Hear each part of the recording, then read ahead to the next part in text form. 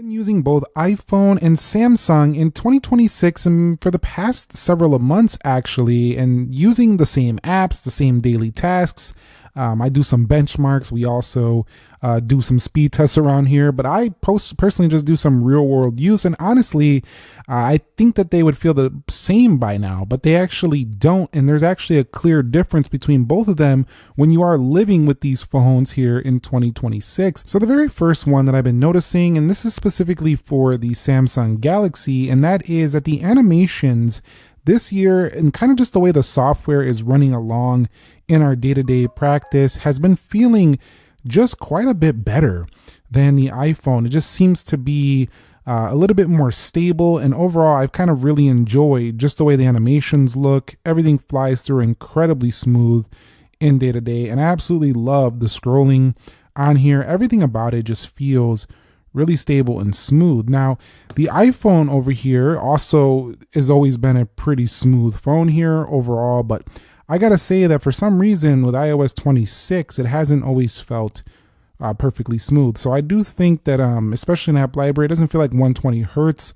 It doesn't feel like the fastest phone on the market anymore. It still is up there with the fastest phones out there, but definitely not really beating the Samsung for me in 2026. So I'm really excited to see, and you probably might be curious as well, as to where they're going to go with iOS 27. I hope the focus is mostly on performance. Now, the next one that I didn't really expect to happen this year in 2026 is for Samsung to include this in the video. So let's go over here to video. This is specifically on the Galaxy S26 Ultra. But having the ability to put your own LUT packs on here. So let's go ahead and put this in UHD 60. We'll click over here. You got to put on log first. So turn on log.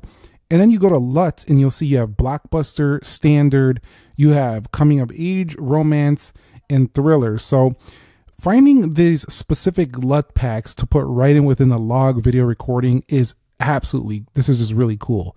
To me, I really like this as somebody who does video editing. It just kind of gives you a little bit more to play around with in terms of not having to do a lot of post-processing. And, you know, this is called a Pro Max. This is called an Ultra over here. And while the iPhone still does have a great video camera, it doesn't have those LUT packs included within here. Of course, you can still do log with this phone, but you're not able to, you know, access that LUT style without doing some post-processing. So I do really appreciate that from the Samsung device. I think it's a really awesome take, and I like to see Apple implement that down the line. But if you go down here to formats, you'll see you can do these different type of modes, Apple ProRes and things of that sort. But definitely having those LUT packs, it's just a really something I just didn't expect this year.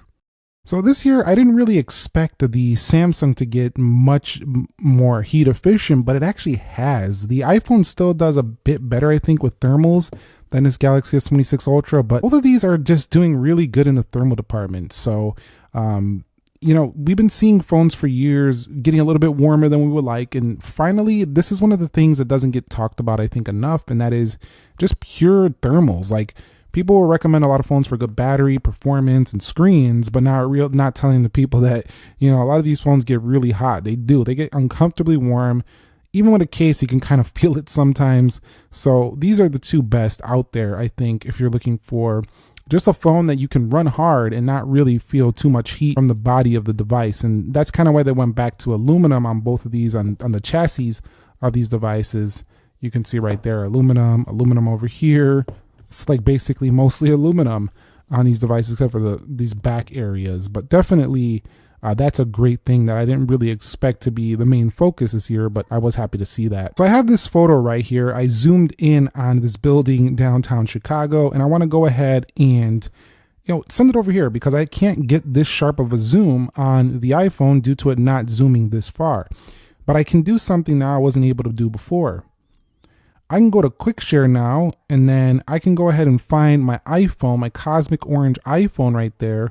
Click on that and look at this. You can actually accept airdrops now. So I definitely didn't expect Samsung to bring this. And then you're going to see that image. Now, one of the things that's funny about this is that the image actually looks a little bit different on both phones, like same quality, but because the iPhone screen is accurate and looks a little bit different in terms of the color tones, they could look slightly different because it's the hardware you're looking on. looks a little bit different, the displays. But overall, it's really nice to have that ability to do so. I didn't expect that whatsoever, so I really like that. And I feel like it's putting Samsung in a position where they're getting closer to be something you can't really make excuses about. You don't have the AirDrop. Now we need iMessage and FaceTime. I don't know if we'll ever see that, but maybe the day's coming in our dreams one day. Now let's flip sides. One thing I didn't expect about the iPhone here in 2026 is that it still lacks multitasking. Now I do like single tasking for the most part. It's pretty easy on the brain not to have to do 2 apps at once all the time, but sometimes you need it. Sometimes you need a split screen, and this still doesn't do it. So I just didn't expect by this time, having 6.9 nearly bezel-less display, all this space, and still can't split screen. The iPhone has the space to do it. The software doesn't allow you. So kind of annoying, especially like if I'm in a bank application, I want to calculate something really quickly or log something into a spreadsheet on the device and then go ahead and calculate on a different window. I can't do that here, but I can do it easily all day and then have all these different app pairs on the Samsung. So it's a super old thing for Samsung, but it's been there and it continues to be great. Over here on the iPhone, still this one app at a time business. I get it, it's minimal, it's clean, but still even the Pixel is minimal and clean and still does a split screen. So that's just something I didn't expect from iPhone here at this point. So I hope we see that in 27. The next one is I didn't expect the Galaxy to just be so darn fast these days. I mean, you can basically throw anything at this phone and it is just absolutely a rock star performer. It comes down to that chipset, that overclocked Snapdragon 8 Elite for Galaxy, but this thing just runs like an absolute boss. Has great thermals and it doesn't really throttle back too much. Now, it's not quite as good as like certain gaming phones for sustaining performance. I mean, gaming phones are going to have more focus on that area, but for the most part, I don't think anybody is going to be playing, and I'm talking about mostly everybody, is not going to be playing any type of thing on here that's going to choke this phone up. It's that good. So Galaxy, incredibly quick these days, and then you can tweak the animations. You can watch my beast mode video on this phone if you like, and you'll see how to make it feel even quicker on the day-to-day. But really, it's an enjoyable experience no matter which way you slice it. It's fun, it's fast. And I didn't expect to say this here in 26, but it feels just much faster daily than iPhone. Some people think that the iPhone still has a more polished look with liquid glass and the software. There's just something about the way it navigates the UI. Just feels like a more premium experience. And I get where they're coming from. But One UI has been way better than it used to be. So I do have to say, I didn't expect Samsung to be the faster phone these days, but I was wrong. It pretty much is. And if you go over here to the results of benchmarks, you'll see it even scores higher on some of these benchmarks. Incredible scores on extreme stress testing. It's just a boss. And so I didn't really expect the iPhone to start falling behind this much, but it kind of has. And we're at a point now where Samsung is thoroughly beating the iPhone in multiple areas, but it's still not beating the iPhone in this area. The iPhone still is a cleaner experience out the box, meaning like less applications pre-installed.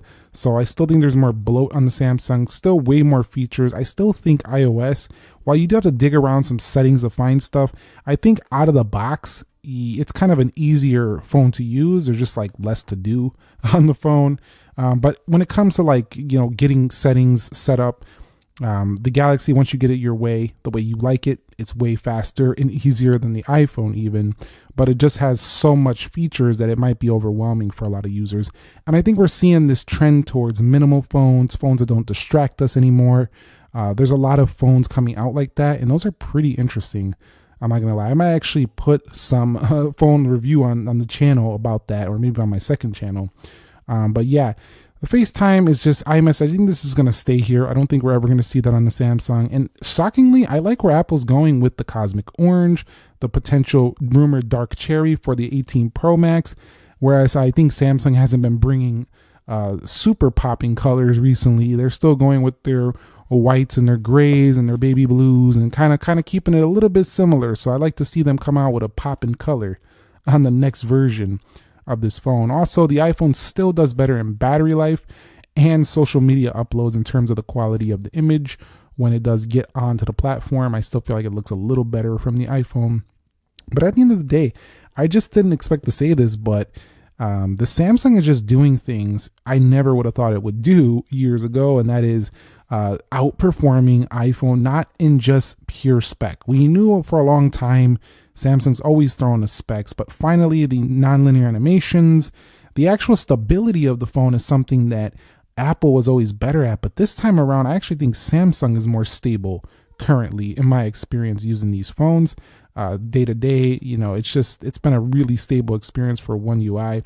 And also having the AirDrop feature, it feels like we're getting closer to a device that you could potentially try and be pretty happy with if you are locked into the Apple ecosystem. But iPhone is still strong, and it's going to be a pretty exciting year with John Ternus taking over. He was a part of that project with that super beautifully thin iPad Pro. I love that iPad Pro to M4. So I'm excited to see where Apple goes with the upcoming 18 Pro Max, the folding phone. And I think that folding phone is going to rock the market really hard. I think everybody's going to be like talking about foldables like they haven't existed for years once that launches. But let me know your thoughts on this down below. Which one do you think is better? Did you expect? Which one do you think is better in 2026? Let's discuss down below in the comments. Thumbs up if you enjoyed it. Subscribe if you haven't already, and I will catch you all in the next episode. Nick here. Be sure to be well, and peace.